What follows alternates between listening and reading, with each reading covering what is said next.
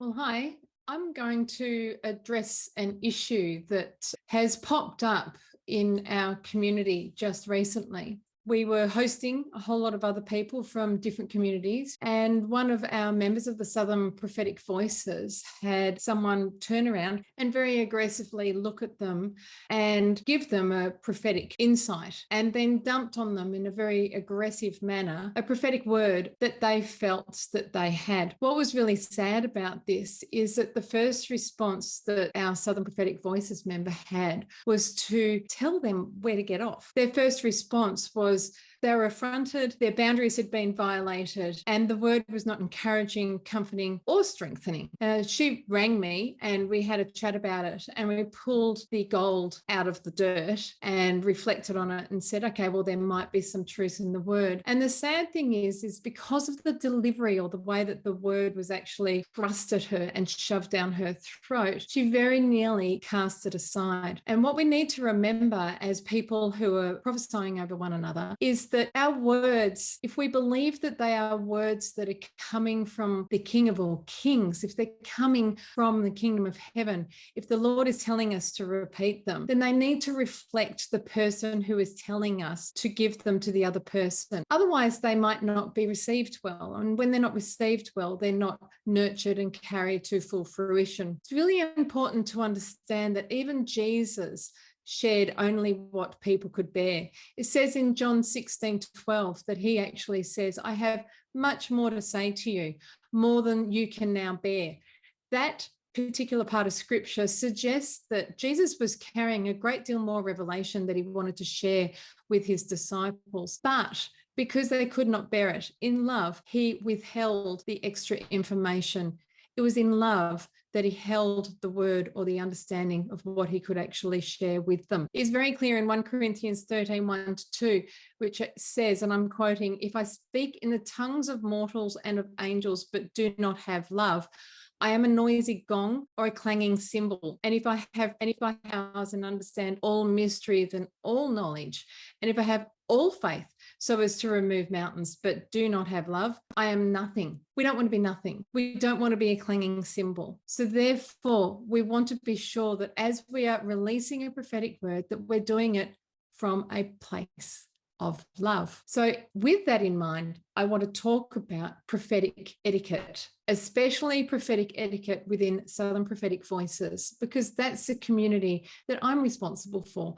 That's the community that I'm standing with others that we're creating and growing here in our region in Melbourne, Australia, and in any of the training that I do through Verve Ministries. The first element of prophetic etiquette would suggest that you should ask if you can prophesy over someone. If you're visiting someone else's house, if you're visiting someone else's church, if you're gathering together with a whole lot of people that you don't know, ask them if you can prophesy over them. Say, hey, I think that I have something for you. I think the Lord is telling me something. Would you mind if I shared my insight with you? Don't get in their face and force it down their throat. That is not good manners. Kindness is kingdom. So therefore, be sure that the way that you ask if you can give a word and the way that you deliver the word resonates with kindness, not arrogance. And we find, scriptural backup for this in Ephesians 4:29. New Testament prophecy is always comforting, encouraging, and strengthening. If you can't find a way of rewording it so that it is comforting, encouraging, and strengthening, you are delivering it in the wrong way. Even if you're seeing something negative, even if you're discerning something negative, which this person actually was, they were picking up something that was potentially accurate, but they were so aggressive in the way that they actually did it. They didn't find any redemption in it. They just left the person that received the word in the middle of this muck of a mess. And she was quite rattled by it all. And thankfully, she was strong enough from the training that we've had in Southern Prophetic Voices to actually know that she is far more powerful than the person that's giving the word. And so she could actually reject it. But after her sharing it with me, we then worked out that actually it was a good word. It's just how we interpreted what it was that was actually said. So it's really important that, as I said, that we must only share what the person can bear, which is John 16:12. So we don't force a word on them. And also, we must wait for the heartbeat of love. And only when we hear and know and feel the heartbeat of love, then speak. And I've actually been guilty of this at times when I've been tired or I've been frustrated, and I've just released something that I knew was accurate. And I have learnt over and over again that that is not kingdom. That is not how my Father wants to reflect him on the earth. It doesn't matter how tired you are. It doesn't matter how accurate you think you are. You still need to try to deliver it in love. And if you can't, take a deep breath or walk away. I also want to recommend in our community that we're responsible for, Southern Prophetic Voices. Other communities do it differently. Don't just pray it in. The way I was originally taught, we would release a prophetic word, we would slap our hand onto their arm, and we would pray the word in.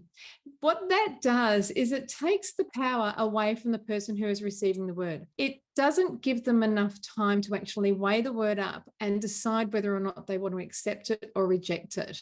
It's forcing a word down someone else's throat. If you feel strongly about it, offer to pray it in. Say, hey, could I pray that word in for you? And if they say no, don't be offended. It might be just that the word is something that they've never thought of. They want to contemplate. They want to check with other people that they're walking with. When we gather together and we're not in relationship, to start to prophesy over one another, it is a little bit, it's actually sort of not really okay unless you're in relationship to be talking about correctional words and things like that. And this is what this particular word was. And so therefore, to then turn around and say, hey, can I pray it in? To then pray it in without asking, can I pray it in, is actually also impinging on someone's boundaries. It's not kindness. Most words are conditional. Most of the words that we receive are conditional. So it is the recipient's agreement that will empower it. Therefore, if the word comes with aggressive behavior or tone in a way that the recipient's boundaries are being violated, you might have taken a beautiful word that you could have released with love and encouragement and accurate insight and destroyed it before it even had the chance to reach the soil of their heart. The seed of promise that you are carrying for that person in that moment might end up never hitting the soil for which it was intended. So therefore, before prophesying, remember, what does love look like? So thank goodness our Southern Prophetic Voices member knew that she was powerful enough to reject the word, or to at least hold it and try to find the gold within it. But sadly, because of the delivery of the message and the aggressive package, her first reaction was to tell the person where to get off. And that is certainly not the impact that we want to have when we are representing and communicating the heart of God to someone else. So remember, prophecy looks like love. So ask yourself first, what does prophecy look like? What does love look like? If we will hold to that standard, and only when we hear the heartbeat of love, then speak, then you have half a chance of landing a beautiful prophetic word for someone that might bless them, encourage them, comfort them, and edify them as the hearer. For a prophetic gift is no gift at all if it cannot be given away and be received with joy by the hearer.